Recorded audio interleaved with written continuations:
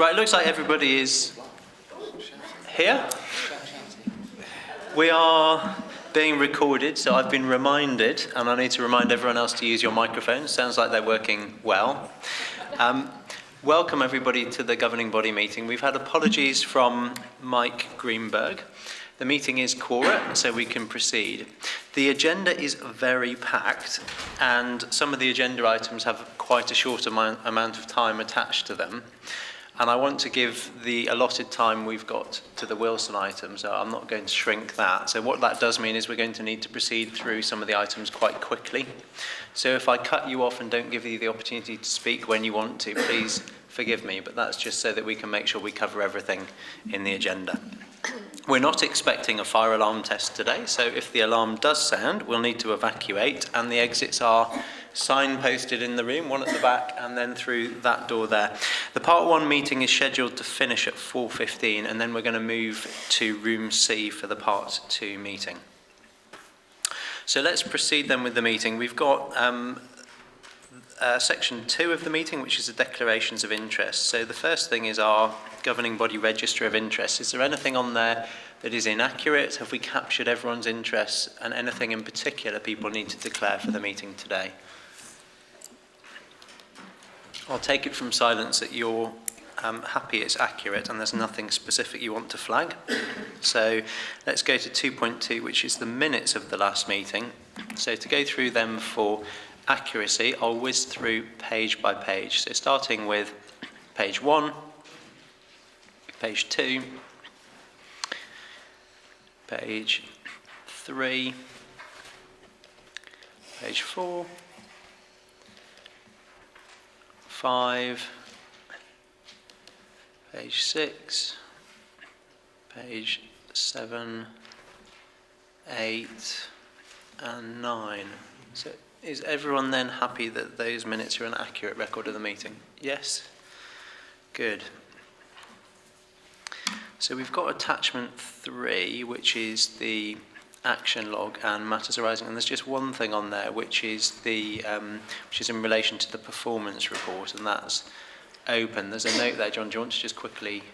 Just very quickly, there's two ongoing issues with Moorfields. So Moorfields are compliant with the waiting time standard at trust level, but for Merton CCG and some other South West London CCGs, they're not. There are two quite detailed issues that are driving that underperformance. One is an estates issue, the other is a scheduling of bookings. What I propose to do, because it is going to the January contract meeting with Moorfields for an action plan and trajectory, is I bring a full update to the IGQC meeting later this month to give full update to colleagues on where we are, but in effect it's in hand in terms of an action plan has been requested to address these two specific issues that's causing this underperformance for Merton and some other South West London CCGs. So we'll get assurance through the IGQC scrutinising it? We'll get the detail, absolutely. Okay. People happy with that? Yes? Good. Thank you. So let's go on then to section 3. There's a chair's update, which is verbal. The only thing I really wanted to update people on was the news about the Children and Young People's Mental Health Trailblazer. So really fantastic news for us in Merton, along with Wandsworth and Sutton, that we've been granted Trailblazer status nationally for our work with children and young people's mental health. That means a significant tranche of investment for us to put into improving care for children and young people in Merton. It will pay for a team of support workers to work with a group of schools in Merton, really to pilot that approach for us to look to see whether that makes a significant difference to young people's mental health. So we'll be measuring the impact of that. It's a number of different health workers it will pay for. In total, it will be covering about 8,000 children and young people. So it's really fabulous news, and it builds on the work that we've been doing across South West London. We've got a number of schools engaged with that. We've got more schools wanting to be engaged than we can accommodate. So what we'd hope to do is run this project, and if it proves to be successful, then we'll be able to make a case for rolling it out further across the rest of Merton so that we cover the entire population. The great thing about it being also done across South West London is many of our young people, even if they live in Merton, they might go to school in one of the neighbouring boroughs and vice versa. So it's really important that we are taking a system-wide approach to it. So I just wanted to formally let you know that. I know many of you know, but I thought I'd do that in public. So, the next thing is a recommendation to appoint Dr. Mohan Sekaram to the CCG governing body. We do have provision in the Constitution to be able to appoint a further GP governing body member. We felt that Mohan would significantly strengthen the governing body, so we're proposing that we co-opt him to the governing body as set out in the paper. So I would welcome your thoughts on that, and if you're happy, we'll be looking to approve that. Andy? It was one small thing. I definitely would look to approve that, but Mohan's a partner at Wideway, not Cricket Green in the paper. That was it. Where does it say that? In the yeah, in the opening line. Support. No, that's right. Yeah. and Mohan is job sharing with you in the locality lead role, isn't he? Absolutely, yeah. So it's maybe where it got a bit muddled up because Yeah. you're at Cricket Green. Yeah, thank you. Anything else? So are people happy with that as a suggestion? Excellent. So we shall approve that, and Mohan will join us at the next governing body meeting then in that role. Thank you. So let's go on then to the Managing Director's update. James, that's over to you. So I'm actually going to take the content of the paper as read. I just probably note that we've changed the format of the Managing Director's report following feedback on the visibility of the Board Assurance Framework. So the bulleted items in bold, when it says financial balance failure to deliver required QUIP target, this doesn't mean that we have failed. It means that that is the risk that's set out in the BAF. So I've just basically provided a commentary against each of the 6 risks that are currently in the BAF. It doesn't replace the risk register, it doesn't replace the BAF, it just gives me a framework, a little bit to talk about the key risks affecting the organisation. I welcome comments on the format. I'm not proposing to repeat this commentary every single month in the Managing Director's report, but obviously if anything changes in relation to any of these 6 risks, or if the risks change, then obviously I will reflect that in what I report to the board. The only other thing that I was going to say that isn't in the report is just to give a little bit of an update on winter, because I know it's at the top of everyone's minds. So you'll see the A&E performance in John's report. The kind of position in terms of patient flow over Christmas was relatively positive, actually, certainly compared to last year. We had relatively milder weather, and so we didn't quite perhaps see the level of escalation of concerns that we've seen in previous years. We have arranged with the council significant additional social care provision for when we do get surges in demand, partly funded by additional money from government. And at the moment, we haven't necessarily had to use all of that additional support. What I would say is that we had a bit of colder weather about 5 to 7 days ago. We know that there's been increased admissions to hospital, and we know that there's now a number of people in both St George's and St Helier who've been there some time. So I am expecting us to start to see a little bit of pressure in terms of needing to get people out of hospital over the next few days, but we've got on-site support from the LDU in St George's at a senior level every single day at the moment, and actually the level of delayed transfers of care in both St Helier and St George's is still very low. So we'll continue to monitor the situation. I'll leave it there. Okay, I'll move on to Sarah to give an accountable officer verbal update, and then I'll open it up to questions for any of the 3 of us if you've got something that you want to question us on. Sarah. So I just thought it was worth mentioning, so Happy New Year to everyone, but also thought it was worth mentioning in the new year we welcome the new NHS long-term plan, which was published on Monday. I have read all 237 pages. I can honestly say that I'm not sure 237 pages are in my head yet, but I'm sure you will join me in reading that at some point. What I would take from it so far is that The focus is very much around the priorities that we would expect, which is around children, young people, mental health, which we've already mentioned, mental health in the wider sense, and adult mental health, ensuring that we focus on prevention and early intervention, supporting people before they get sick. There is a focus on primary care and the delivery of networks of primary care general practice, which we do believe has additional funding attached to it. Community services and making sure that we deliver community services wrapped around local populations. And there's a focus on some of the high priorities which we know of, such as cancer, and making sure we can achieve early diagnosis. There is quite a lot of detail in the plan, and it was only released on Monday lunchtime. What we have not yet received is the planning guidance that comes alongside that, which gives us the financial allocations and detail around how we must use our money in order to deliver the plan. Some of that will be for us locally, some of it I'm sure will have prescribed to us through that planning guidance. What we intend to do as an executive is bring all that together when we've received all of it and bring it back to the governing body for further discussion. So I would encourage people to at least go away and read the short version of the report, and we will bring back to the governing body a bit of an analysis when we know the planning details of what that means for us in Merton and how we're going to take that forward locally. And I was just going to stop there. Thank you. Yeah, Andrew, do come in. There's been quite a lot of emphasis on digital development over the coming years. What do you see that the role of the CCG is in that area, do you think? So digital is in the plan as well, and there's lots of commitments in there around how people will access care in the future. We have a South West London approach to digital, and we are part of that South West London approach in the CCG. We obviously commission services on behalf of our population. Part of that is around making sure we have the right sort of hardware and the software to deliver all of it, but digital is quite large and broad, and it includes how people access services, how we deliver services, and also some of the new innovation that's coming along with things like apps and how our communities access healthcare advice.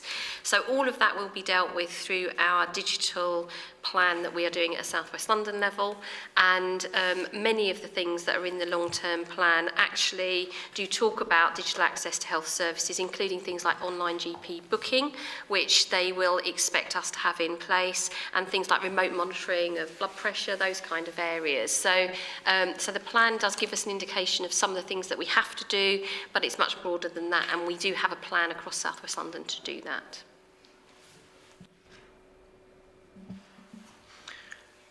Any other questions or comments? No? Okay, thank you very much, everyone. I shall move us then straight into the key area of focus, which is the Wilson Health and Wellbeing Campus. Andy and Doug, do you want to introduce yourselves? Does that work? I've sat on that side of the table 100 times before, but never switched on one of these things before. Oh yes, the power button. There we go. That's it. So I'm Andrew Mile. I think most of you know me. I'm the SRO for the Wilson redevelopment, working for the CCG. And this is Dr. Doug Hing, who's our clinical director. We've got a presentation which is slightly different from one you've got in your packs. So first thing to say is that I think it's been about a year ago since Doug and I were here talking to the governing body last, which was at that stage really around the concept. So what did we really mean by a Wilson Health and Wellbeing Campus? Since then, in the past year, we've had an awful lot of different conversations, really leading on from all of the work that happened in the past 2 to 3 years, the community conversations, to really start to develop a specific service model for the patient. So what will it mean for the residents of East Merton? How will the Wilson be somewhere where people go to stay healthy, not just when they're ill? So Doug's going to take you through the presentation, then I'll talk at the end a little bit about the communications and engagement approach, and just give a very brief general update. Thank you very much, Andy. That's great. Shall I grab that from you, or would it be easier? Or thank you very much. That's assuming I know how to work this. So there's been a lot of information in the packs already, and I'm not going to go through the entire pack, thankfully. But what we'll do is go through some of the main high-level concepts with regards to the Health and Wellbeing Campus at the Wilson. There is something about the difference between the East and the West, and this is very much part of the East Merton model of health and well-being, recognizing the fact that there is greater social inequality and greater poverty, as well as greater health and well-being need in the East. So it's really thinking about the fact that it's place-based, but it is for everyone in the entire of Merton. So we are thinking about the local community and the needs of the East, but it is also at a whole population level. We recognise that healthy life expectancy at birth is a big difference of over 9 years between the East and the West, and that is something obviously that needs addressing. And the model's really thinking about individual people with self-limiting conditions, but also a community, but also for people with ongoing care needs. And you'll see in the packs also that we've thought about the elements of diagnostics, early interventions, early management, and also recognizing that there are some people who will need a greater amount of help that actually have higher costs, both personally and also to the greater system as well. So there are a few cases that's been written, and we're thinking about that in terms of the start well, live well, and age well in a healthy place. The cases that are in there I've written from experience and discussions with colleagues about the issues surrounding the populations in East Merton. And I'm not going to go through all of them, but I will reference two in particular just to use as examples to help us think about the situations. The first one is Kareem, and we've already heard about the importance of children and mental health. And we recognise that actually in East Merton there is 4 times more poverty compared to the West. We also know that with regards to social inequality, the needs for families, and also it's more ethnically diverse in the East as well. In fact, the rates of admissions for A&E for deliberate harm as well as unintentional harm are greater in Merton compared to England and also London. So the story behind this, which is more fleshed out in your packs, is a young person who potentially visits the Health and Wellbeing Campus on a school trip, who finds out more through the website, thinking about access, decides to make an appointment online and sees a youth support worker. Through this process, he meets someone and they can have a discussion and find out more about what's available in terms of staying healthy as well. The example in this is actually they recognize that this child is self-harming and would actually be better off seeing a triage nurse and also a GP, which is also located on site as part of the hub as well. Eventually, they decide that having an MDT approach and finding out more to support would be appropriate, but this child doesn't want anyone to know. He's already engaged or not engaged, or he's already not engaged with the school with regards to the mentoring and support, doesn't want parents to be involved, and actually feels more comfortable with the support worker who helps and goes along to the MDT with the child. Through this process, they find out that actually there are issues at home through the father having mental health problems, through the fact that there's bullying at school, and these are quite significant effects which impact on education as well. And then we have a family involvement as well. I'm going to run through another case. This is also a way of representing some of the support and some of the ways we're thinking about how we can help with interventions. This is very case specific and will not apply to everybody, but this is just one way of illustrating the need of integration with regards to the voluntary sector with public health, with our schools and with our community providers as well as clinical teams. And this is very much supported by all the conversations that we've had with everybody. The other case I'm going to run through very quickly is a more elderly gentleman. We know that in the West we have greater needs amongst black and minority ethnic populations. We've got the delay in diagnosis and management, particularly for long-term conditions as well, which is very important, particularly in this example for diabetes. In this story, he's attended A&E. He's had a few episodes which are appropriate for giving himself insulin and giving too much. However, those few examples and episodes have meant that he's going to A&E a lot more often and potentially inappropriately as well. In this process, these recognise that actually going to the Health and Wellbeing Centre might be more appropriate via the triage nurse, and they signpost and redirect and book an appointment directly with the Health and Wellbeing campus. He attends and finds that there are lots to offer because this person is socially isolated and also not managing their own diabetes and not engaging with their GP particularly well. They see that there are diagnostic opportunities, there is diabetes opportunities to have foot checks, eye checks, and also through this process being seen through a group consultation where he can meet other people in similar situations and find out through that process of seeing a specialist as well that there is an opportunity to address alcohol and also cooking, which is something that is a major barrier to this person staying healthy. So this is, again, our diagrammatic representation of some of the available options, very case-specific again, with a lot more thinking about the educational needs, but also the fact that this person has anxiety, has low mood, and alcohol. And in fact, the East has a higher level of alcohol-related admissions than the West as well. Thank you, Doug. So the information that you have in your pack, so there was two sets of information. So one was the Word document, which was written by Lucy, who unfortunately is off sick today. That takes you through the process followed to date in terms of a lot of the work that we've done behind the scenes in terms of the analytics, the current A&E attendance, emergency admissions, and that sort of secondary care level data. And then Doug and Lucy and others, along with clinicians in the CCG, have been working on, well, what does it mean? Can we start to put some case studies to it? And what does that then translate to in terms of activity and size of rooms, etc.? That's sort of detailed in section 4 and section 12 in the information, also takes you to some of the individual services. And then the secondary pack that you have is just the 4 case studies in a bit more detail, but we just wanted to highlight a couple for the purposes of the board. And then I'm just going to the last sort of 2 or 3 slides, because this is really, really important, around how we're communicating and engaging with stakeholders and publics and the patients. So we have a regular stakeholder bulletin. We send it out every 2 months. That goes to about 150 different people, from local councillors to local community and voluntary groups as well.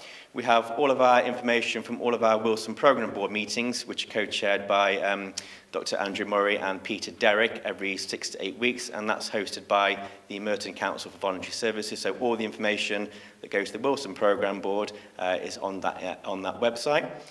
We also do, as and when we needed to, various reactive media approaches. So you may have heard that the local MP was in the news recently, and obviously Dr. Andrew Murray was responding as well. In terms of the general update of where we're at with the Wilson, so colleagues will be aware there is has been a delay since last summer, autumn time, which is caused by a national delay due to the lift company, the proposed development of how best to fund the model.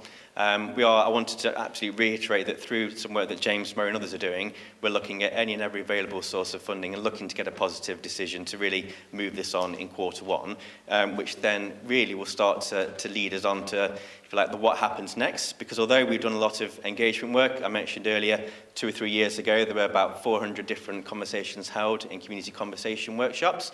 What we really want to do now is actually get into even more of the detail. So we want to be going out talking to local young mothers groups around where exactly do we need the buggy parks on site, right the way through to looking at various entrances and exits for people with specific conditions around the social prescribing.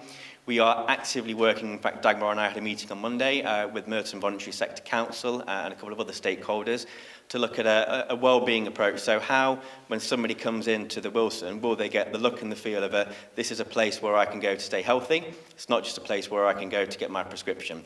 So how do we get the look and the feel of it right so that people want to positively engage with the services that are on the site, and also even look at some of the wellbeing services like the community cafe or kitchen idea that we're exploring, the social prescribing, the community guarding elements. There's about 25 different services so far that we mapped out that we really want to make the heart and the centre of the Wilson as well. And we're going to continue to work really, really closely with them. And if I just go back to really the final slide now, we have a community reference group, which Fiona, our head of comms engagement, helpfully set up for us. This met in November. We've got about 15 of the local community leaders on it, right the way from local councillors to sort of chief executive of housing associations and various other people as well. And their work really is for us to, as a sort of a programme board, to go to them to update them and ask them for their advice and opinions.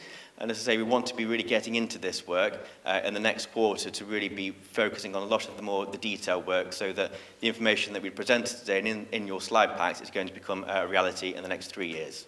That's it. Thank you.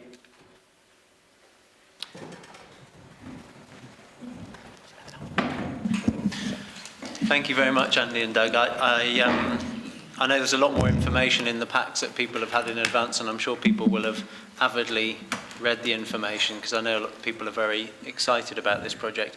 Do we have particular questions? Andrew?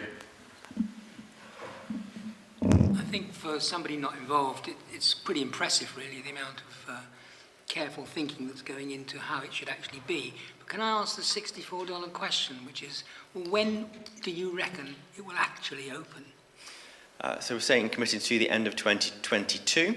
Now, we've done as much work as we possibly can do on the design, on what service we need to go in, all of the back office stuff through the finance committee around how does that work, how does it function, how is it funded.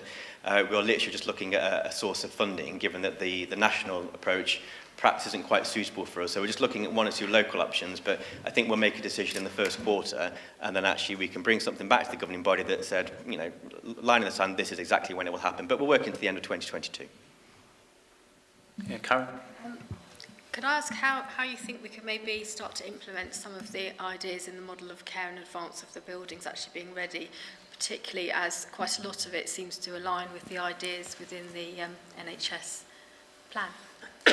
Yeah, absolutely. We ideally want to have as much of the attitude and as much of this up and running beforehand, so that when it is open, it is not a new way of working. Crucial to this is the movement on social prescribing, and the three elements to that is looking at the long-term conditions, clinical care, social prescribing, and also mental health. And having these three areas really look and consider what each other and themselves can do to move this forwards. I think that's a focus. And the one other bit that we are looking to that will make a difference very, very soon is around the wellbeing work stream. So we have it's actually through the Health and Wellbeing Board, so a piece of work that we're looking at around working with local community groups, starting off with the Merton Voluntary Sector Council, and they brought together at the end of November about 15 different people and said, so the Wilson, we know kind of what it is, we help design what it should look like, but how can we start to get things working straight away? And that may look from anything like from April onwards, using the on-site around community gardens, where there's an opportunity to do that, right the way through to sort of cycles, learning how to ride bike lessons for local kids. And they're actually going to start to think about, do they form a social enterprise? How does that look in terms of becoming self-sufficient and starting to get some more funding in for that? And that, when we get to the opening, will be really, really important, because we want this to be when someone goes into it, they've got a contact point straight away, and that person is not just about their health, it's about their health and well-being, which is everything that the residents of East Merton have told us. It's their health and well-being, it's not just their health. James, do you want to add something to that? Yeah, so I think that all that is absolutely right. I think that we've also got an opportunity through the Merton Health and Care Together programme to make sure that we're, for which this is one of the key priorities, to make sure that we're really kind of living this model, because again, it's all very closely aligned, and actually a lot of the other priorities under MHCT also build into what we're planning to put on the Wilson, but that we do start to create those connections. So the connections between local authority commission signposting services and social prescribing, the connections between social prescribing, signposting on mental health, and then the primary mental health service that we're in the process of commissioning at the moment as the successor to MyApt. So I think that there's a real challenge for the Merton Health and Care Together board and through the local health and care plan to make sure that we start to really live that integrated health and well-being and social care model as much as possible in the way that we commission, and in a sense the building is then reflective of the way that we're working together as a group of partners. Was there anyone else wanting to come in on this particular point? Dagmar. Yeah, just sort of confirming and chipping in that in the last Merton Health and Care Together board, we specifically also talked about the staff training and bringing multidisciplinary staff with us. And so there are some concrete plans now, particularly on a more holistic approach, preventative services to actually roll out, scale up staff training, joint staff training. Katie and then Sam. Thank you. So it was just in terms of future-proofing. So as Karen said, you're going to be starting to implement some of the things as early as possible, so social prescribing and some of the GP network type approaches that are in here we're starting to implement already. I suppose just, is there a risk that you won't need the same type of physical site in a few years' time as a result of having done that? I think I've only been involved in the Wilson for about sort of 18 months, 20 months, but I think in that time it's been about sort of 10 or 20 different things. And I think the risk is almost we go sort of too small and be too unambitious. I think when we look at a lot of the services that we want to put on site, some of them are existing but need to work in a slightly different way that the Wilson can enable.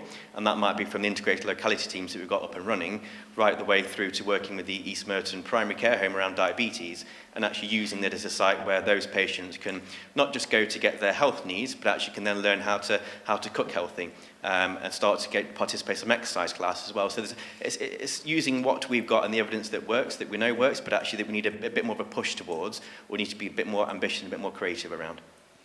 Yeah, and the only thing I would add is also recognising the fact that a lot of this is about those people who don't access healthcare very well or don't have a good experience of accessing healthcare.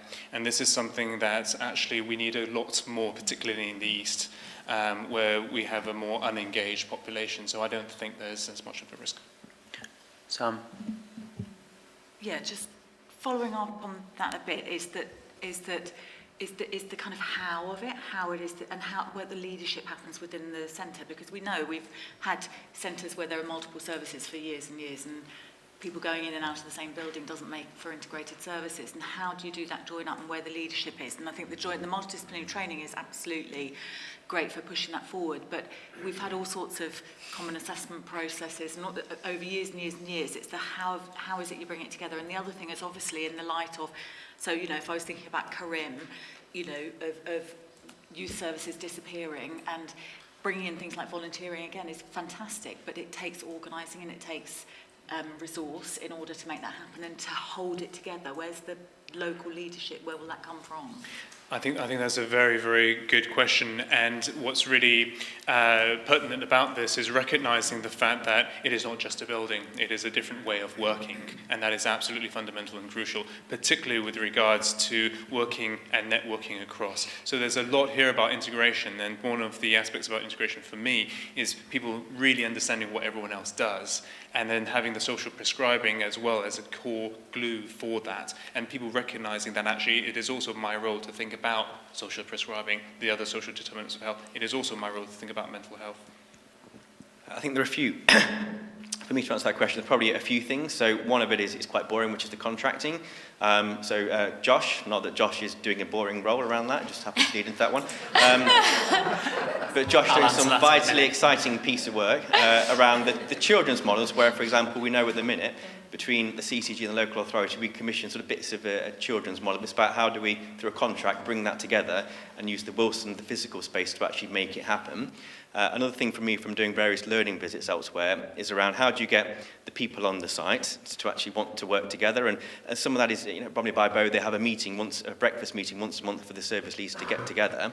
Part of that we need to absolutely flesh out as part of the design of the building and make sure that the physical flow is right for people to do it as well. But I think the contracting bit is absolutely essential, and the leadership really is people around this table and that Merton Health and Care Together level. And this is really something that's been sponsored quite heavily from the Health and Wellbeing Board. So I have regular meetings with sort of 3 or 4 lead councillors. They're all wanting to know how they can support and how they can give the messages out to the local people as well. So I think we've done a lot of that. We've obviously done a lot of the work behind the scenes, really the boring stuff around how do we know we've got the right patients, what's the evidence to support this, and therefore what does that mean in terms of the room, to give us a vague idea. But it then is about the people and bringing it together. And although we're only 3 or more years away, it is about now looking at, as I mentioned, around, well, actually, can we start in the springtime getting together some gardening groups? because that is actually something that's working in the right direction, but it will be about maintaining that and looking at the local leaders, the health and care, to really try and bring that together and take it forward. Josh, did you want to just come in apart as from well? asking for a future agenda item about why commissioning is so exciting in response to that, I think it's just underlined a few of the points recently. So in terms of where the leadership's coming from, I think it has to come powerfully from this group of people in the room today, and to use all the levers that we've got to make sure that health and well-being is enshrined in everything we do. So the obvious place to do that is through the health and care plan. But that's going to also be an aspect of a lot of our work. So I think we need to move to a place where we're not seeing this as one of the projects we're working on, but actually the ethos of this development should cut through everything we do. And I think we're in a good place to do that. Claire. I think a lot of what I was going to ask was already said by Sam, because that was an area that I was quite concerned about. We've got great aspirations, but how is it actually going to be held? And particularly the community cafe, the garden, those kind of areas are fantastic when they work really well, but they can slide into having somebody who provides that service, and all the good stuff around it gets lost. So I think that's a really important thing, but I take what Josh is saying over the leadership from here. I think that's really important. The other area is the social isolation. And when you talk about WES, there are so many organisations out in the borough that can support WES with those areas of his need. We just need to know about them. And that's where social prescribing comes in, which is great. So the only question I've got really is about the equalities impact assessment. How is that being done as an ongoing piece of work? Shall I touch on the second point that you raised, really, in terms of the social prescribing? So I think we've got over 400 groups, actually, in Merton that can support people to various different extents. From I think there's a Macmillan coffee morning once a week. There's also a separate coffee morning for people who are just a little bit isolated, need a bit of friendship support. And I think the work, certainly that I've observed in the last year, particularly in the 8 East Merton practice, has been really phenomenal about trying to bring together that source of information, which is one step. It's then about using it, and it's then about wanting to work with them on an ongoing basis. And a lot of the evidence that we had independently evaluated from the East Merton, the 2 hub practices, was really, really good. Really, really powerful stories that were coming out of it, that people, they go to their GP, but a prescription doesn't fix them. It's about how do you then plug them into those 400 groups. And I think we've made a really excellent start in East Merton. I think way ahead of the game, really, but there's a lot of work to do. And Josh's point about local leadership is absolutely essential about how do we make sure that maintains at the forefront of our minds. And just by me going out to those other community groups and being part of the community reference group is really, coming to your PEG group as well, is really powerful to keep reminding ourselves about why we are doing this, that this is not a hospital, it's not a clinical health facility, it's a place where we want people to go to stay healthy and active, not when they're past that point and they go when they're ill. I'm just going to ask Fiona now, because Fiona's commissioned the Equalities Impact Assessment. Wasn't expecting to talk on this item, but happy to. We've commissioned an external early equalities impact assessment, which we've had a first draft back of it. In terms of informing it, though, the company that actually undertook the equalities analysis, they spoke to representatives from voluntary and community organisations to inform that, and members of the team around the table as well, to help kind of get the background, get the demographics, and understand kind of other redevelopments, because the Cannons site is being redeveloped very close by, and what impact that might have. We also workshopped it in November with the Wilson Community Reference Group, and the plan now is to take that draft impact assessment to the Wilson programme board and back to the community reference group, just to make sure that we've heard everything that we need to before it's kind of finalised at this early stage. There will obviously be further equalities work done later on down the line, but this is just to give us an initial idea of what we need to be thinking of and kind of factoring into plans. James, do you want to just come in now? Yeah, just a couple of things. So one thing that Andy won't be aware of is that just at MHCT board yesterday, Claire, we agreed to begin work on a single directory and portal for sort of navigation of self-care services to try and bring together some of those resources, because we're aware there's now a number of social prescribing, community navigator, directory type schemes running. I don't think that a single website can do everything, but at least we should be able to map what different things are doing and what information they hold and how we keep them updated. So that's something that we've committed to do, because it's absolutely important that we do have access to those community groups and we're able to know how to use them. I think probably just to reflect on where I think there is some further development to be done around the point that both Claire and Sam raised around the coordination, is around the element around wellbeing services. I think there's a very clear aspiration in terms of the centres that we're looking to build off the model of, like, for example, Bromley by Bow, for this not to be a statutory body sat in the middle of the relationship between a group of health and wellbeing services and trying to tell the wellbeing sector what to do in a sort of conventional commissioning model. We have a responsibility to commission the health services on the side. I think we're looking for a different relationship with the voluntary and wellbeing sector in terms of them coming together to take some leadership in terms of what services are most appropriate to use the space to link into the health services on the side, and how do they work together to provide some coordinated support to people as well. I think there is a job of work to do with the voluntary sector in East Merton, in the area around the Wilson site, which is an area with a lot of voluntary sector organisations, but some very complex needs as well, to make sure that they are best placed to take that opportunity over the next few years. And that involves doing a lot of things before it opens, so that it is not a brand new problem on day one that we've got access to a new facility. I think we can do, through things like that we're doing around community multidisciplinary teams, I think we can do the coordination of health services, but I am reluctant to say that we can do the coordination of wellbeing services, because I'm not quite sure that we're going to be most effective at that. I think we need the sector to help us. If I just reflect back quite quickly in the last the last 18 months, 2 years really, that there's been an awful lot of progression and a wide range of services from the MDTs right the way through to the social prescribing. And actually the conversation just mentioned there is exactly the conversation that Dagmar and I had on Monday around how do we sort of support but not lead as such, but give them the framework and almost the restraints to work within. And actually them taking it forward, which they will do, but again, they've come a long way in the past few months as well. So I think everything is heading in the right direction, and I think once we actually get it open, this is going to be something that's not just going to be fit for proper for day one, but it's going to last for future generations, and is going to be at the heart of the community and something that people can be proud of for a generation or two to come. Thank you. David, do you want to come in? Yes, so just a couple of different areas. One is around the model, and then the second one really is around probably model for Doug, and then the second one is around the implications, the delay, probably for Andy. So just around the model, I think it follows on where Sam was at. It's that sense of what I'm hearing is clearly the building is very central to what happens, and there's a central focus to that. But we're trying to develop a much more of a sort of an integrated and outreach model, which is probably a bit different from, we wait for people to pitch up a building and then we treat them and send them away sort of thing. So that piece in terms of how and who actually makes it happen on the ground is really, really important, because it's one thing to have someone who can connect up a lot of services. It's a very different thing to have someone who is in a sense is looking at the needs of the totality of that population, and somehow is networked well enough with all of the people who are delivering it to turn that into reality. And I think wherever that thinking needs to take place, because it's not necessarily a very easy thing to do.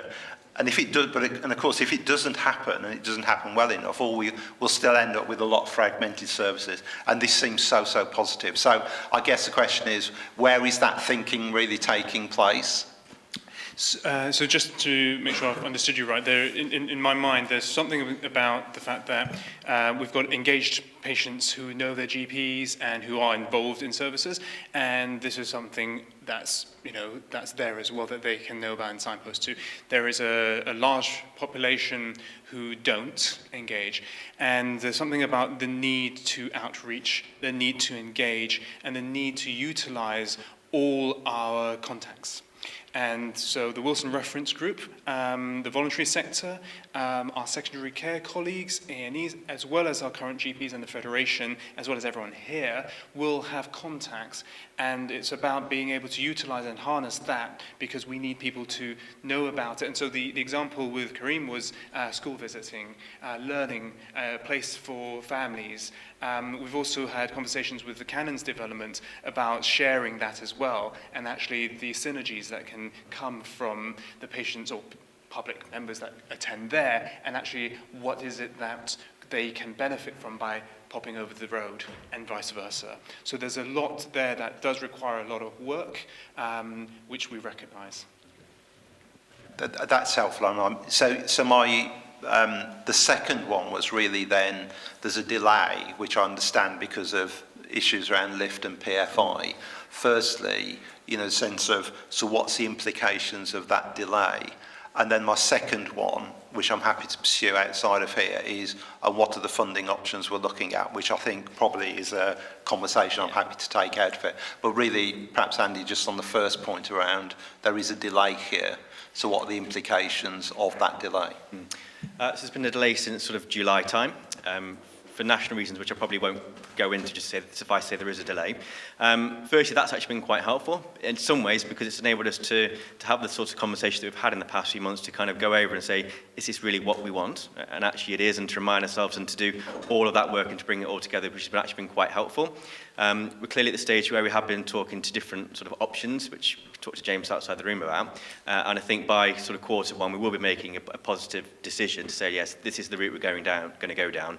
In terms of the delay as such, I think a lot of it is, this has been so many different variables around interest rates, around capital costs, around lots of different things as well. So what we will obviously been able to do to design a building that we think is going to be future-proof. So we've added a little bit of stretch into that building. If we needed to bring it back a little bit, then we could do. Equally, if we wanted to add in a bit more, we could do as well. So we've sort of been able to manage around that. And I think by having a decision fairly soon, which then brings forward the piece of work to actually get it done, it's going to be phenomenally helpful. I think just the final thing I want to say is that, a year ago we were still having conversations about the what, sort of what is it, what does it look like now? It's really around the who, how do you make it come to life, which is something that we're mindful of, but I think we need everyone's help to take us forward with that. Excellent. Thank you very much, you two, for coming to present. I think you've heard from the board that we're excited by the vision that you're setting out. It sounds like you're on the right track. Clearly there's a bit more work to be done. Obviously around the funding, but I think the common thread of the feedback is around, okay, so you've got a nebulous array of health and wellbeing services, and that sounds fine. We can understand how an individual going in needs to access an array of stuff, not just the health care services we know we're going to commission, but a lot of other things. So how is that held together, and who's taking responsibility for making sure that that works for people coming in? And that's partly reflected in the conversation around how do we bring those wellbeing services together, how do we get some leadership from that sector of it. But I think we do need to be going forward really clear about how it works and functions, and we know that there is a bit more work to be done on that, so I'm sure that's going to exercise us over the next 6 to 12 months. But really good, a lot of positive feedback here from the board, so thank you very much. So we're going on then to section 5 of the agenda, which is strategy and planning. We've got an update from Neil on the 1920 planning, and then we've got some feedback on the health and care plan engagement. Thanks, Andrew. So yeah, I mean, we did expect that we might have had more detailed guidance available to us, and we're now informed that it is expected tomorrow. So what I'm planning to do is really just to go through the preparation for planning guidance that came out before Christmas, just pick out some of the main headlines that I think are pertinent that you need to know. If there's anything that James has had subsequent conversations with NHS England post-Christmas that he can add some further detail into that. So in terms of controlled totals, this will be set at a system level, but will be aggregated up from individual organisation level. There will be the opportunity for those individual controlled totals to be moved around between organisations, subject to appropriate sign-off. Under the payment reforms, so it talks about a tariff uplift of a 2.7% net uplift. In addition to that, there is the Provider Sustainability Fund, which was given directly to providers in 18-19, and the sequin has also been added into the tariff. Now, what that basically means is that the providers have got quite a generous, or would appear to have quite a generous uplift. Some of that is about correcting probably some of the underinvestment within the provider landscape. However, the opposite to that is the issue around market forces factor. So this is the top up that each individual provider gets on that tariff, depending upon where they are in the country, and that for a lot of the London providers, the expectation is that market forces factor is reducing. Now, that will be done on over a 5-year transition period, and it will be tapered. So for 1920, we believe the impact will be not quite as great as we might feel, but ultimately it will be a system pressure that we're picking up. There's also an expectation for us to move to a different model of payment for emergency activity. So the expectation is that we'll move to a more a block arrangement with with a smaller marginal rate for payment for under and over performance, and there'll be some break glass clauses within that. I guess if the system is not quite operating in the same way that we might have expected when we set that arrangement up. It also talks about significant uplifts for investment in mental health and primary care, and potential sanctions to CCGs that don't invest in the mental health investment standard. And in terms of the primary care investment, so you'll know that over the last 2 years there was a non-recurrent £3 per head investment that was put into primary care. That in 1920 will be a £1.50 per head recurrent investment that we will need to be making. There's some tweaking of the formula around the allocation, so that where there are higher incidences of mental health and learning disabilities, or where there's a greater need for community services, that the allocation will be reflective of that. Equally, there may be certain CCGs that won't receive as much if they have lower incidences of that, but obviously that's the detail that we are awaiting. And then there's the 20% reduction in the CCG admin costs, and this will be against the 17-18 allocation. This will be effective from the 1st of April 2021. So there is no reduction through 1920, but their expectation is that we will be making plans to meet that target. So in terms of the timetable that we're working to at the moment, so there is a first activity submission, so there's not money but activity, and I think that signals quite a change in the way that the planning approach will work. There's going to be a much greater focus on looking at activity and alignment, and the first of the submissions is due in on the 14th of January. The first draft financial plan at an organisational level is the 12th of February, with a system aggregated plan on the 19th of February.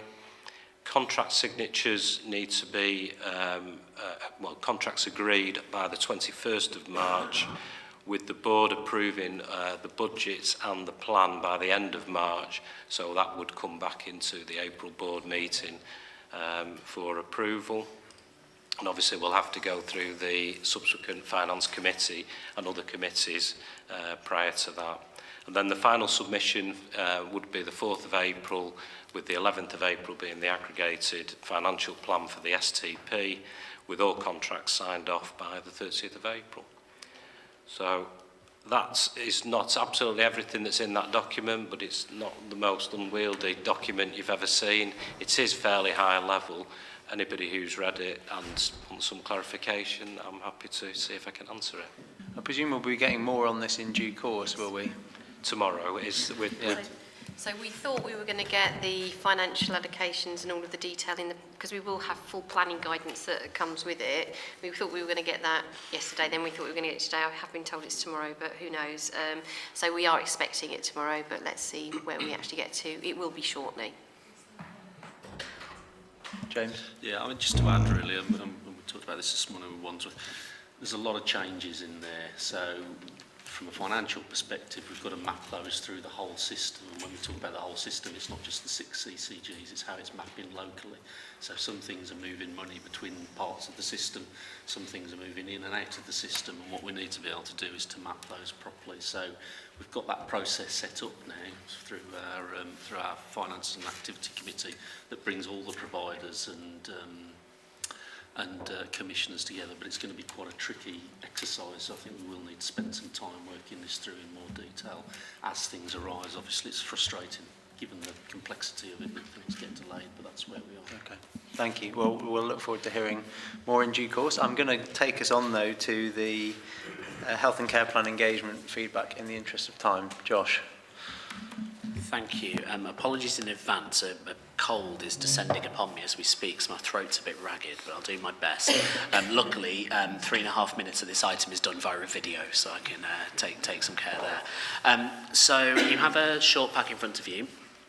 This is to give an update on some of the engagement work around the Merton Health and Care Together programme.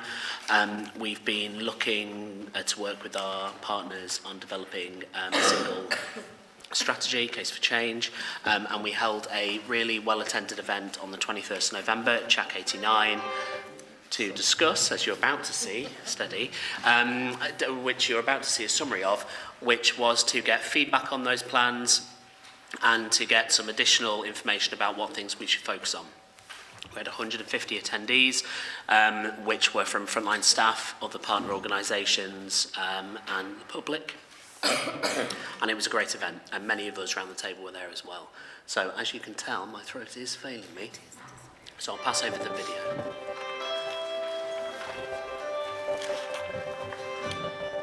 We've got an event that's bringing together a load of different people from across Merton. Some of them work in the NHS, some of them work in the council, but we've got 16 people from across Merton who don't normally come to these sorts of events representing the population, which is really exciting.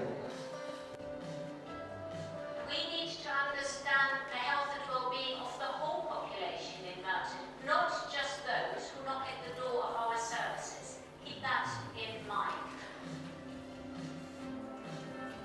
We want to look at people starting well, living well and ageing well. And I think that's really important because we're looking at the whole life cycle of an individual who lives in Merton and making sure we do absolutely the best for them. It's really important, I think, the local authority, the NHS and the voluntary sector, with support from our NHS and social care providers as well, really work together to provide integrated, joined-up services that meet the needs of local residents, and particularly those who need high levels of support.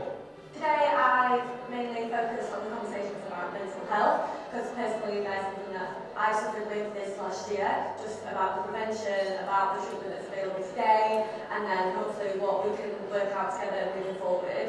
I'm hoping that I'm going to be able to influence plans, and that feels amazing because it needs to come from the people themselves that are suffering with these things, and their voice needs to be heard, and the fact that there's a massive group of people today, all with different ideas, is just incredible really.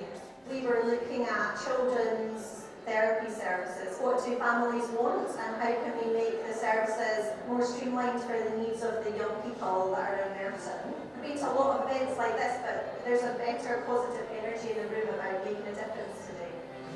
We're having conversations about children's mental health and well-being and conversations about various services that are delivered to children and their families in the borough. Education has been missing from this conversation, really, and it's important to get it inside the integration debate, I think.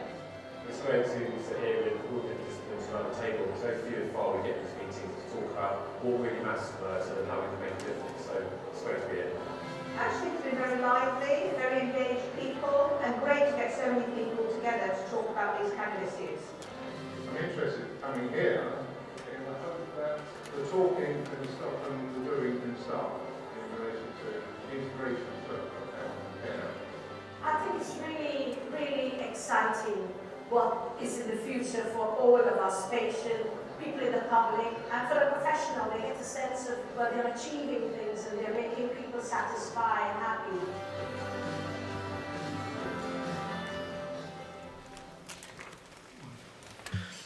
Fantastic, thank you.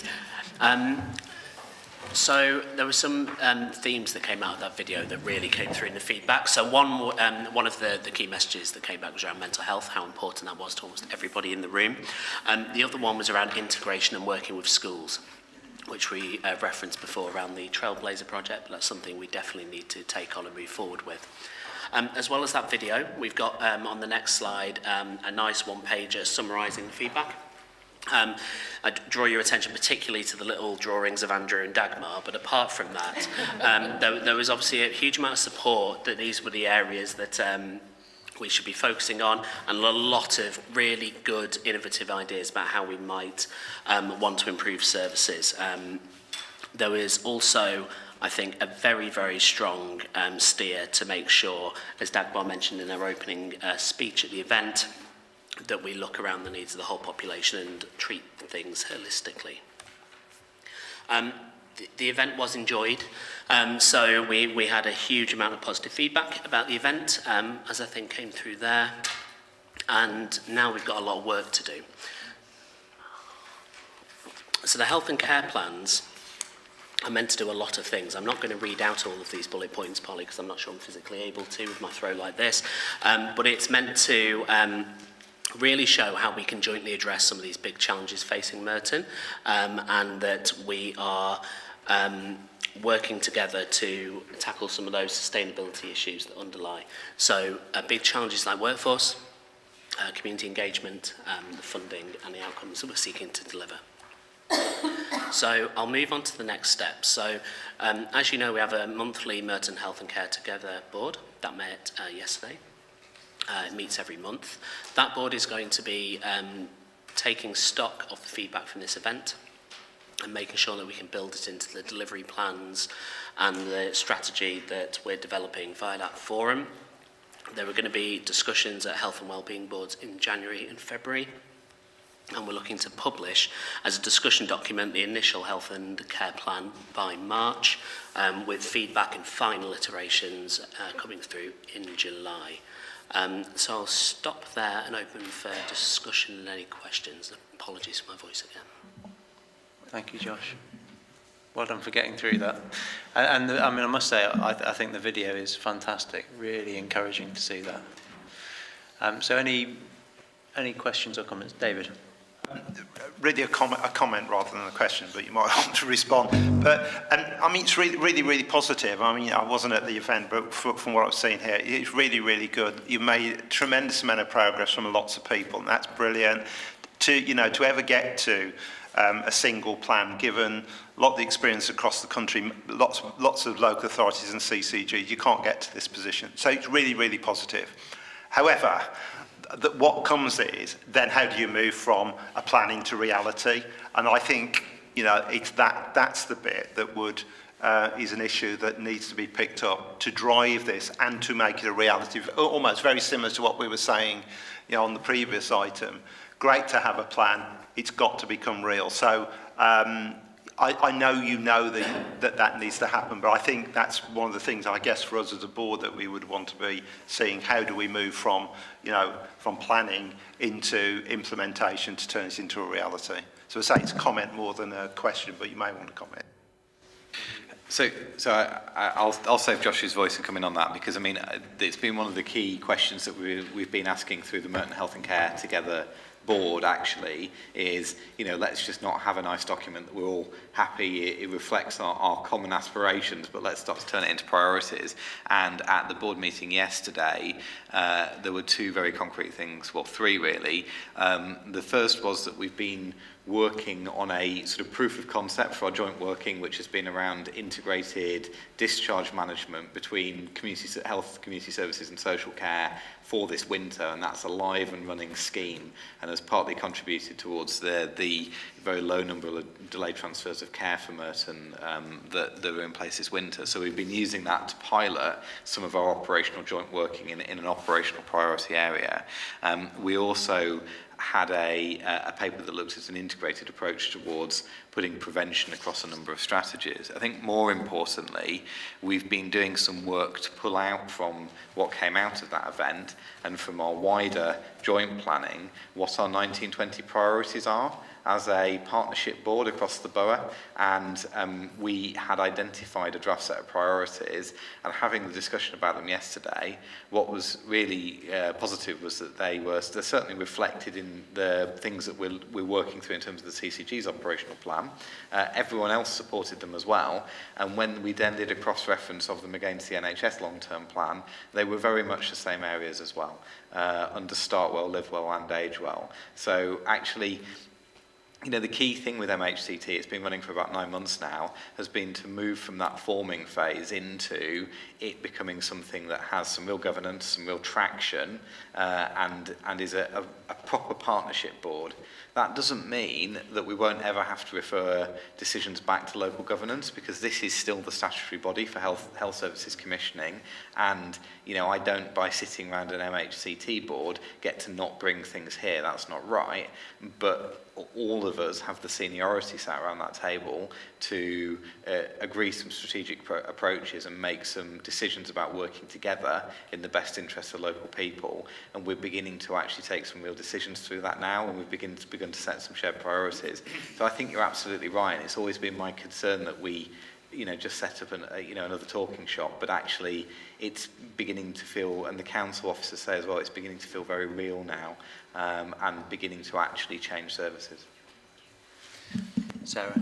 So I've got one reflection and one offer, I think. So my reflection is that, so I'm looking across South West London, the development of these plans are in different places, and my reflection is that Merton has really started to motor recently on this and starting to really produce plans that are real and really are meaningful to the organisations in the system. Obviously we still need to deliver. My offer is that I intend to visit all of the borough leadership teams around these plans to make an offer of what additional support is needed to make sure that these are real. It's really important for us that every single borough has a really robust plan that can deliver, because what we're saying in South West London is that as we move towards the future of ICSs, that actually it'll be bottom up and our local plans will be what informs our South West London plan. So they have to be delivering and they have to be in the right place. So anything that we can do together locally but also South West London to support that, we need to do. So, you know, sort of one reflection and offer. Dagmar? Yeah, if I can also chip in, there's quite a bit of short-circuit learning loops. Rather than just having a big, glamorous plan, it's actually doing, learning, doing. And we got a bit more encouraged in a way that empowering and almost liberating the front line is showing us the solutions often much better than with the best in the will in the world we can design. And so part of what Merton Health and Care Together is about is precisely freeing up the front line. And I find the example of coping with the winter, if you actually go there and look, health care professionals, social care professionals, they know what to do to solve the problems. So we have to allow them and enable them to get on with it. So Tim and then Claire. Just a very quick thing, just looking through so many of these, they're communication-based and quick wins that you don't necessarily need to commission, create or build new services. These are all existing services. So it'd be good to see some sort of communication strategy come out of that, because so many of these, better signposting, existing services, you know, better communication, education about apps, you know, there's so much stuff out there already that we're doing. And I think sometimes I get lost because a lot of the messages are the same messages we looked at the needs assessment 2012. You know, I've been here 15 years in Merton, and we see that we sort of know where many of the problems lie. It's about actually what would be nice is how have we developed over the last 10 years, what services have been created, commissioned or voluntary supplied, and then what's our communication strategy going to be for what we've already got and using it properly. Claire, you come in and then... Just following on from that, how are we keeping those 60 people who came to that amazing event and had such a great time, how are we keeping them involved and hearing what's happening? So on the former question, so yeah, you're absolutely right. That was a big part of what we discussed yesterday, and I'm hoping at a future governing body I can bring a fuller briefing on what's in the health and care plan, including how that links to our commissioning intentions for next year as well, where we can get some of that detail. It'll need quite a bit of time because there's a lot in there, as you rightly say. On the ongoing engagement point, so I think everybody's contact details was taken. We've invited everybody to continue to be involved.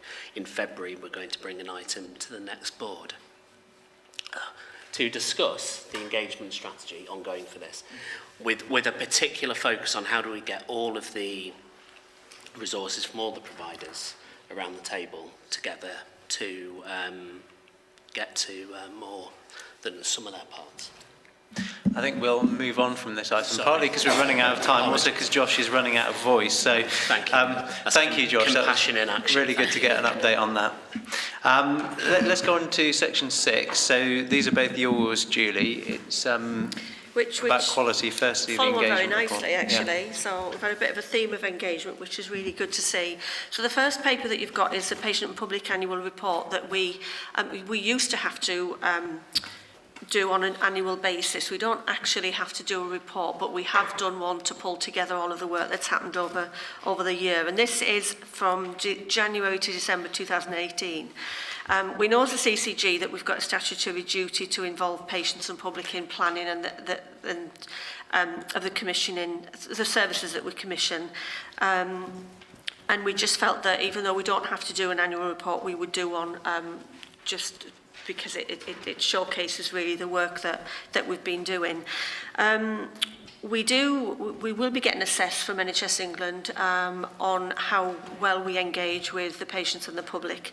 And we're assessed around that over the year through the Improvement and Assessment Framework anyway.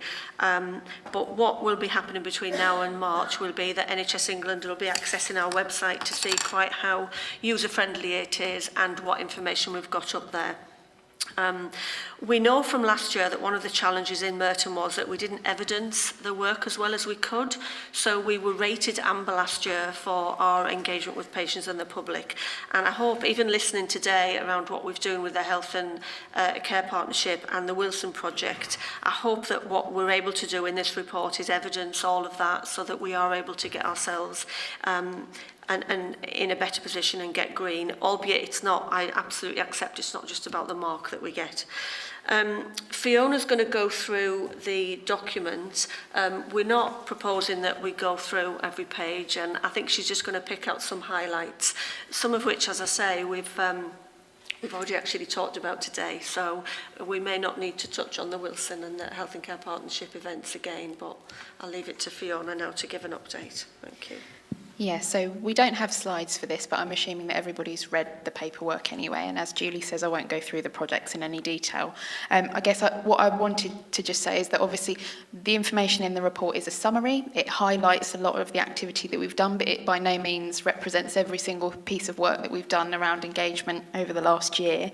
It does talk a lot about the structures and the processes that we have within the CCG, but also I hope that it shows the external activity that we've done with patients and the public, and most importantly, the impact that that has had. So the "you said, we did" element of it is coming out quite clearly and showing really how we are taking on board what patients are telling us. I think also linked to that is around how equalities informs how we undertake our patient and public engagement, especially in Merton where we have such a diverse population.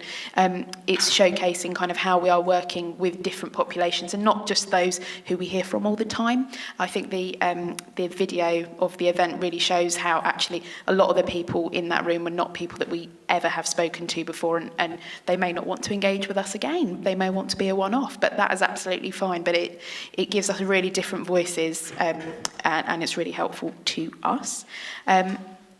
With this report, we tested it with our patient engagement group before bringing it to you today, and actually they had some really positive feedback about it, and really welcomed it, and also welcomed the idea that we would use that to update our website. As Julie said, a lot of it is out of date, but actually a lot of the project work in there is really helpful for patients and the public to see A, how they could get involved and make a difference, but B, also how we're already using patient feedback to influence our work.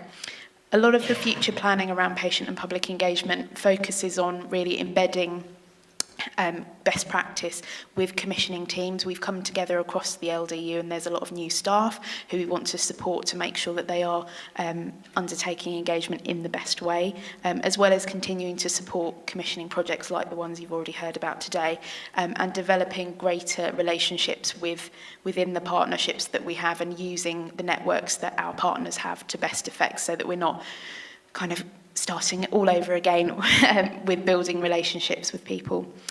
I think that was everything that I wanted to say. So if anybody's got any questions, I'd be really happy to respond.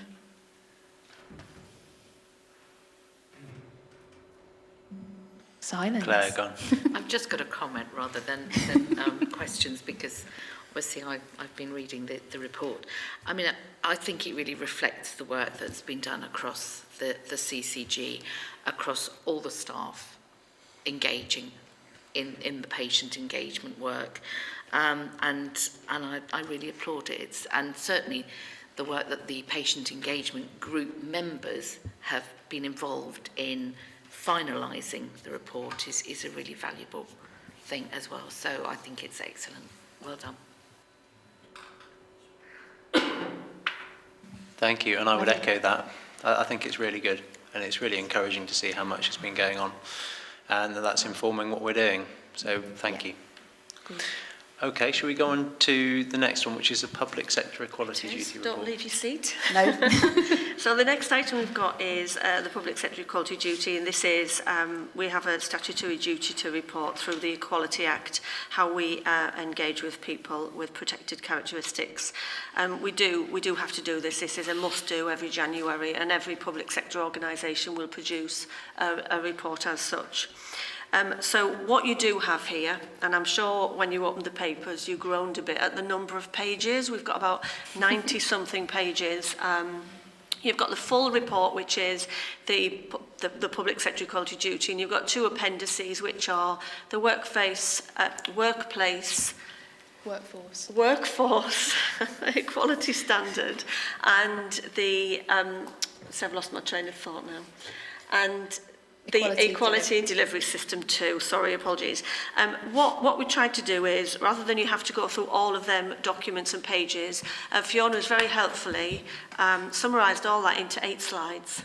So we're going to go through 8 slides. I think we've got it now on the screen, and hopefully that pulls out the areas that, as a governing body, you need to know about. But clearly there's a lot of information there, and we're more than happy to answer any questions that you've got at the end. Or in fact, if people want to get involved and know more detail, we can meet afterwards and go through the report in full. So I'll let Fiona go through it, and we'll see what the appetite is for questions afterwards. Thank you. Yeah. So as Julie said, we've got a number of statutory duties which are set out there. I guess most importantly from a board perspective, it's understanding how as a CCG we're monitoring equality and diversity.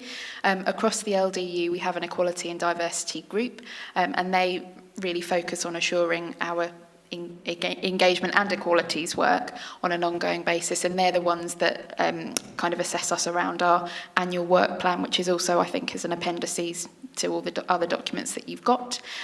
Obviously, on an ongoing basis, we have assurance from our providers through our clinical quality review groups, and as part of that, they provide equalities information, and they themselves have to produce public sector equality duty reports, which we are starting to look at through our kind of reporting cycles. And also, as a board, you all have individual and collective responsibility for championing equalities as board members and in the work that you do in your roles.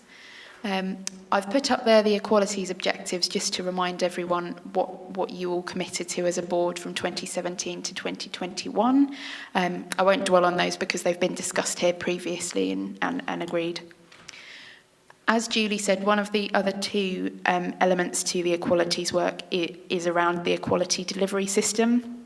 There are a number of goals which we are assessed around. So goals 1 and 2 are largely scored and kind of focused on by public and stakeholders, and goals 3 and 4 are looked at by staff and also at board level. So just to explain the split in those. With the equality delivery system, what we're required to do is to choose 2 commissioning areas that we focus on over the year, and to look at how they are already performing around equality and what more could be done to improve in those particular areas. And in 2017-18 and 18-19, we focused on latent TB and IAPT. So the scores that you see up there are in relation to those 2 services. So for all of the goals there, as you can see, there's a little D in that box, which is developing, and that's based on all of the evidence and the scoring that we did both with staff, yourselves, and also public and stakeholders. So that's, and again, there's a supporting report in there which talks about what we will be doing to address all of the scores there. So that's available to you. So the next component is around the workforce race equality standards, and I've put there the indicators for you to see, so that you can see when we go on to the next slide what the scores are relating to. The workforce race equality standard really focuses on CCG staff and board level staff in terms of how we are focusing on supporting BME staff in relation and how it relates to the experience of white staff. So a lot of the information here is from the staff survey and from what staff members have told us. So in terms of scoring for the workforce race equality standard, as you can see there, it's a little bit mixed. So we've got a number of indicators where we're developing and a number where we are underdeveloped. As I mentioned before, there is a supporting action plan which sits alongside this to address all of these issues. And the issues that are raised here kind of mostly focus on workforce and equality. So the actions are split between those 2 different teams. A lot of the reasons why some of that information is underdeveloped there is because actually as a CCG we didn't participate in the kind of national national survey in 2016, so some of the comparable data that we have in other CCGs isn't there for Merton, hence why some of those are underdeveloped, but we would expect those scores to naturally come up next year. In terms of commissioning activity, I mean, obviously from a CCG perspective, our main purpose is to ensure that we're commissioning to help reduce health inequalities and promote equality of access to services. So I thought it was just helpful to draw out a couple of examples where through our commissioning activity, we are actually reducing health inequalities and promoting access to services for people in Merton.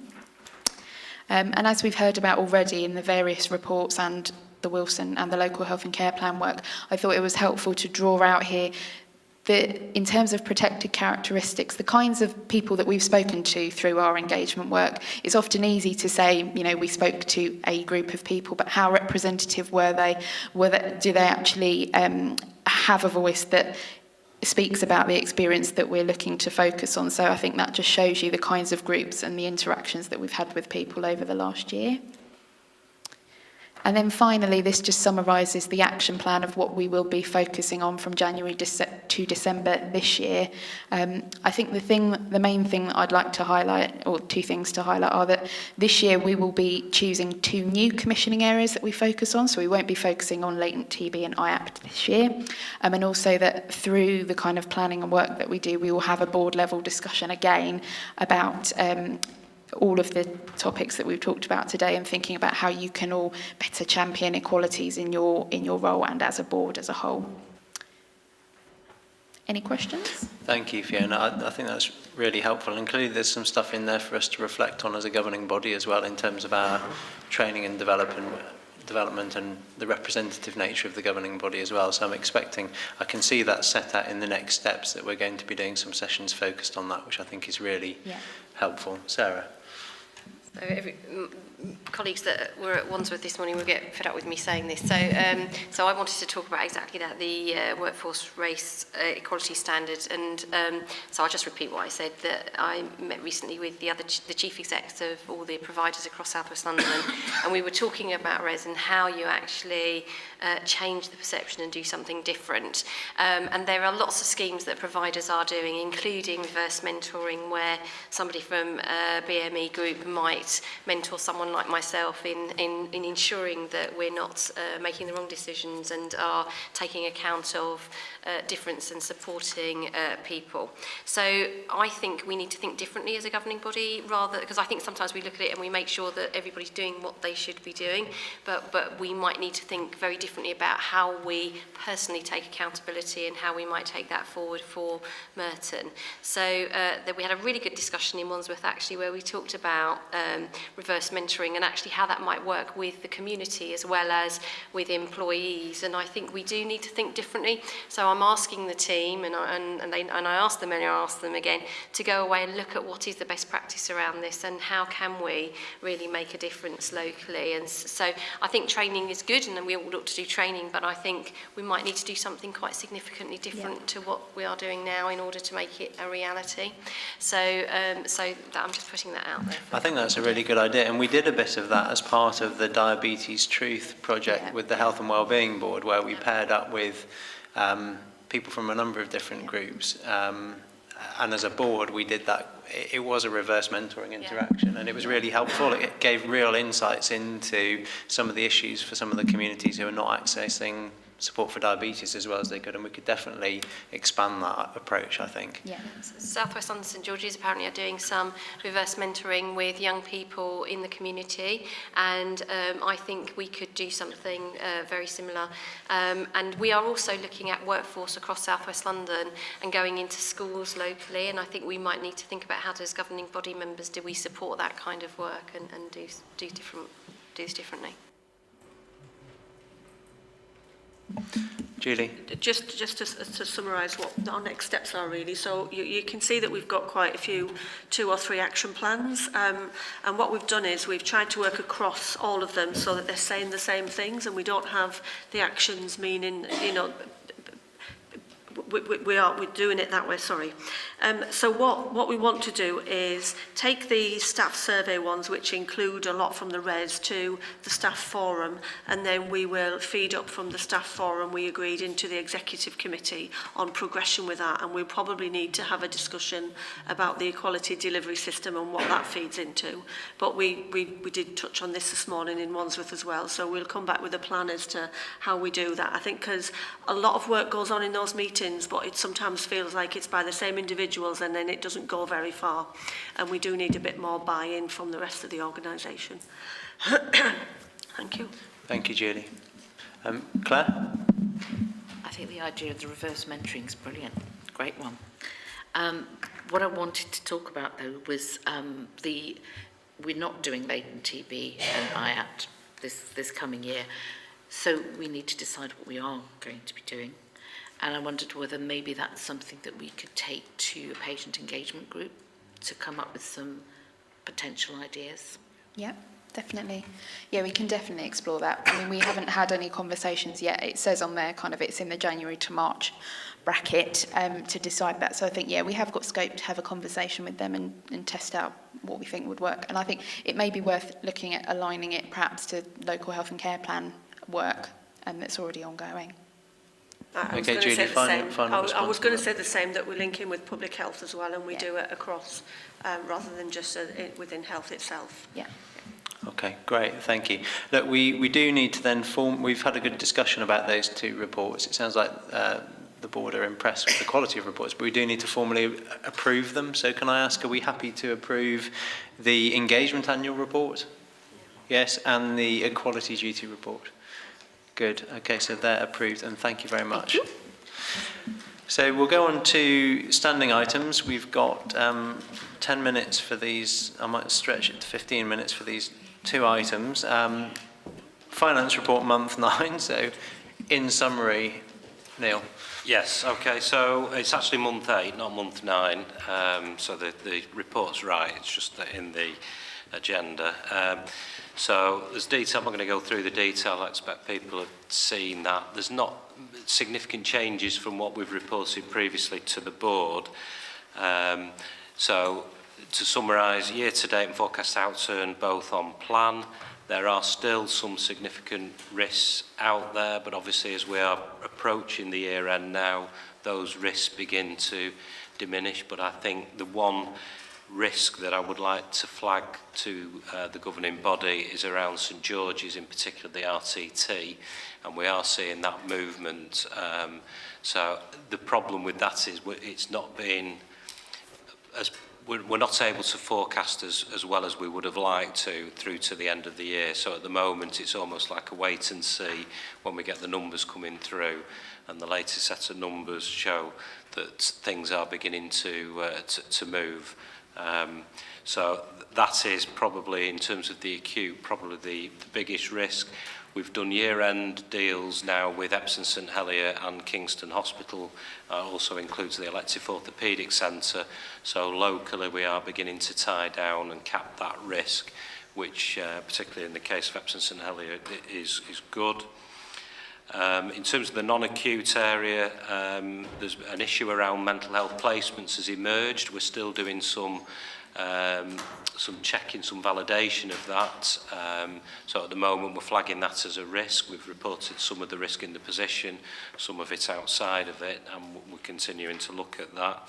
But at the moment we can mitigate that position. Prescribing, I think I might have mentioned last time, but the prescribing issue that we thought we might have, it doesn't appear to be materialising, so prescribing should now remain stable through to the end of the year.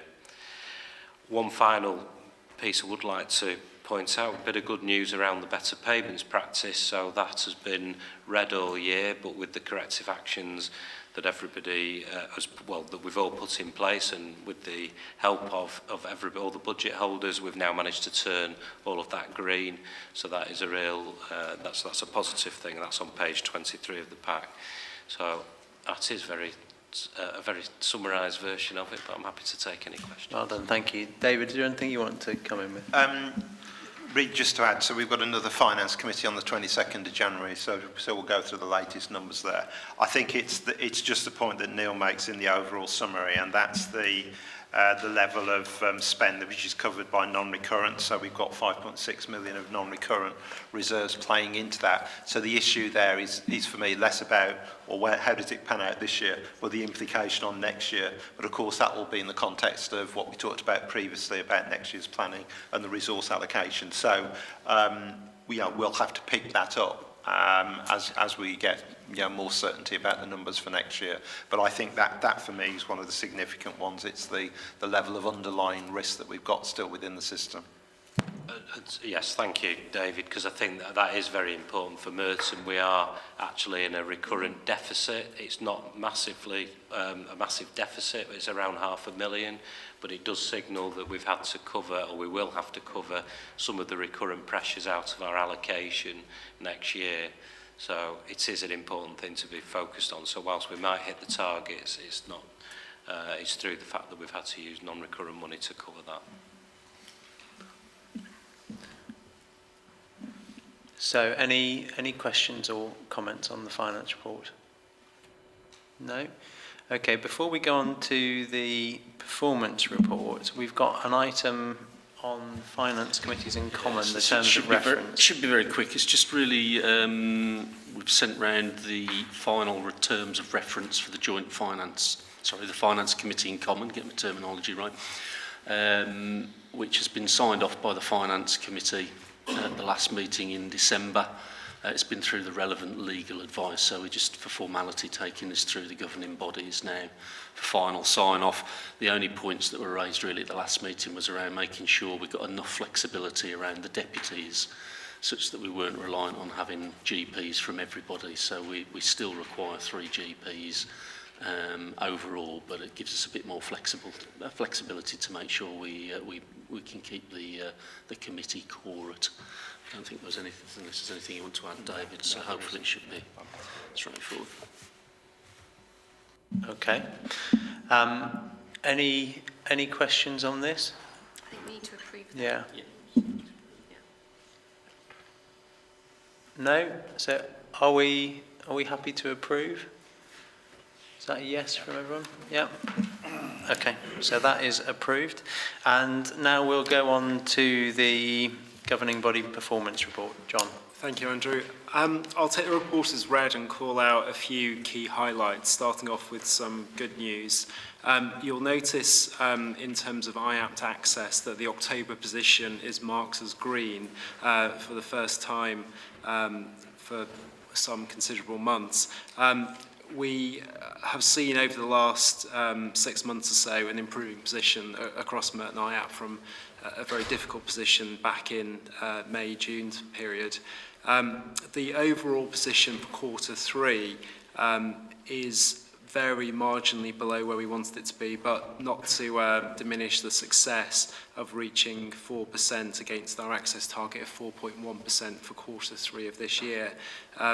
We've seen a significant step up in the run rate for Action as our main provider, and also the support from IESA and Big White Wall, who've also been treating Merton patients. As we go into Q4, as we've started Q4, the final target we need to achieve is 4.75% access across January to March. We have a full action plan which is predominantly focused on additional marketing and generating further referrals into the service, and the service will transition in the near future to the new provider that's been selected. But overall, I think a very positive story in terms of the Merton IAP position, which was quite a difficult position 6 or 7 months ago. We really have moved forward. There's ongoing work, not least the move now, the mobilisation between the incumbent provider and the new provider, which will happen in the next couple of months. The recovery rate is still lower than where we'd like it to be, and we've been talking to the provider about reasons behind that, about the complexity of some of the patients, about the relative success of the workshop approach that they've introduced recently. So that continues to be an area of focus, but overall access is there or thereabouts where we need it going into Q4. So just marginally below for Q3, and the run rate for the first week of Q4, which I've just seen, is above target. So very strong start to the year, albeit it's just 1 week's worth of data. The two other points I wanted to pick up in terms of highlights. James already mentioned about winter pressures and about the strains on the A&E target. We continue to support the Trust around delayed transfers, around any tricky delayed transfers in particular, where there's any complexity around moving patients forward. The Trust themselves have got the command and control structure in operation, have had that since November, so we continue to support. And we continue to understand why there is variation, both in terms of week-to-week performance and day-to-day performance, again, to try and further support stabilising performance. We know that performance was strong up to October. We've gone down to 85%, 85.5% in November. December is likely, once validated, to be somewhere around 85%, against the target of 90% for the month. So we continue to put our efforts in ensuring we take as much pressure off the acute trust as possible. Finally, RTT, the Moorfields issues, those two quite specific issues around estates and scheduling appointments for Merton patients, I'll bring back to IGQC, as I've mentioned. For St George's RTT, we had a discussion earlier at the Wandsworth board, and I'll provide a brief update in the part 2. But the focus remains on clearing all the 52-week waits and continuing shadow reporting and the application to return to full national reporting for waiting time standards. I'll pause there for questions on those points or any other points of the report. Sure, thank you. So, questions on the performance report or the things that John has just raised for us now? Karen. Thank you. There's a comment in the commentary around there appears to be a general trend of a reduction in utilisation of the urgent care centre. I think I read somewhere. Do we have any idea as to whether that is less patients being streamed to the urgent care centre, or whether there's any evidence that people are using other services such as the GP access hubs. You may not be able to answer that question from the data you've got, but I was just interested in that comment.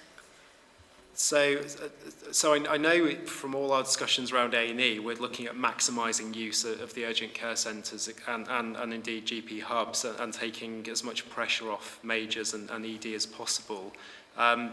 I need to check back, and I'll let you know what data that refers to. But certainly activity levels are fairly stable in terms of both attendances and admissions. Thank you. I think it's a comment on the case mix that's coming into St George's, and relatively they're feeling that they are streaming more walk-ins to majors. So the ambulance, I think the ambulance conveyed stream has actually come down slightly. The walk-ins being streamed to majors has gone up, and then they're converting more as well. So their conversion rate's gone up as well. So there is that general sense of increasing complexity within a stable number of patients presenting it. Thank you. John, are you able to say a little bit more just about how we're mitigating the risks around the transition for IAPT from current providers to the new one? Because it's really encouraging that we're getting the improvement in performance, but there's a whole load of risks around transition. I wouldn't want to see it dropping off and there being issues around the transfer of patients across from current providers to the new provider. Absolutely. I'll start, and others may want to add in. I mean, I think the main mitigation is that we've got effectively over-provision through the Big White Wall contract, the IESO contract, and that will continue through the transition. Part of the procurement exercise was obviously looking at an early view of a detailed mobilisation plan, and I think colleagues were very satisfied by the phasing and by absolutely mitigating that risk that during that transition that performance wasn't affected and that patients were properly transferred to make sure that clinical risk was absolutely minimised. I don't know, Josh or Andrew, if there's anything further you want to add. Well, it's a slightly difficult question to answer when we've got the procurement in part two. As John said, that was tested quite a lot during the procurement. We've also made sure as a team that we're trying to quantify the number of patients in the system and when in the next few months we need to transition from one provider to the other. So we've looked at a number of scenarios as to how that would work. But it's hard to go into any more detail in this forum now. That's fine, as long as it's being worked on and we're aware there's a risk there, and we're doing everything we can. Yeah. Tim and Andy? It was just a bit of historical memory or institutional memory. We did this 3 years ago, possibly, and it was a big problem with that transition time of actually the burden of people who were waiting in the system, who then arrived at a new provider who couldn't cope, despite all the assurances and the usual processes we go to with any commissioning decisions and procurement. And it was a bit of a problem. So I would just urge, and whether when we look back, are there any lessons learned, bits of documentation that circled when we did that procurement to maybe assist this process a bit further? Yeah, I think we've tried to learn from those lessons, Tim, because we all were there. And it is difficult to comment because we haven't, announced a provider. But I think those of us that were there were reassured by the proposals for the mobilisation. And the new service is a different model to the one we currently have. So we hope that will also improve things from the 1st of April. I guess in some ways those procurement, it's not necessarily how assuring the new guy is, it's how assured are we that the old guy is handing on the right information and the right burden. And that's the bit that worries me slightly given our last 3 years. And that's been the subject for a number of discussions already, and as I said, we've got a number of scenarios that we're reasonably confident we can handle even at the worst end. Just a final comment. We spent a couple of months with the intensive support team demand and capacity model, and I think there's the residual ongoing demand and capacity needed by the new provider. There's this period of transition, which is that sort of special period of time, and absolutely we'll use that same model to make sure that there is sufficient capacity over that period of time. Okay, thank you. So that was the performance report for information. I will go on now to the reports from committees. So section 8, we've got summarised minutes of Finance Committee and Common Integrated Governance and Quality Committee and Audit and Governance Committees. These are just for information only. Is there anything that the chairs of the committees wanted to particularly flag to us, or any key questions people had if they'd read through the minutes? That's a no. Okay, so we're happy that we've received those.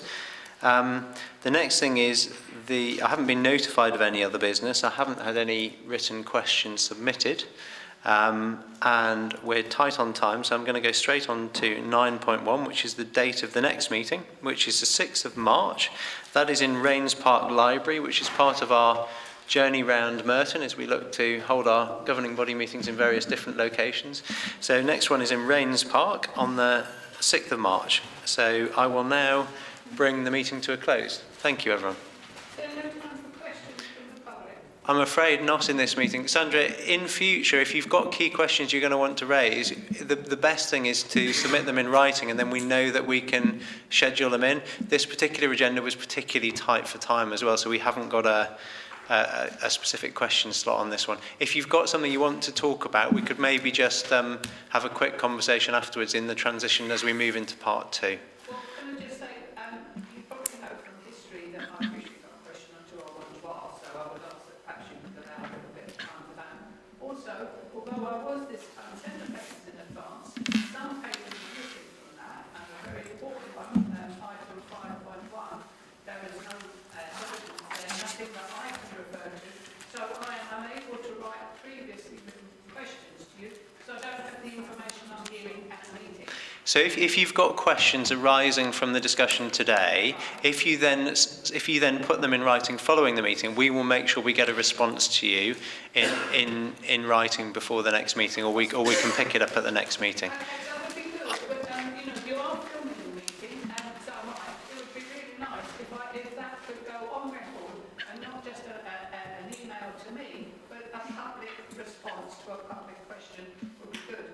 So I'll give you the option, Sandra, where you can give a written question following the meeting, and then we can respond to you, and then we can agree whether how we do that, so that there's the option for you to have that publicly recorded. But I do need to bring the meeting to a close, and we can pick that up with you after. I'm sorry, I'm going to close the meeting. Could you leave a little bit of time at the end of these meetings for public questions, please? We normally do that. It's just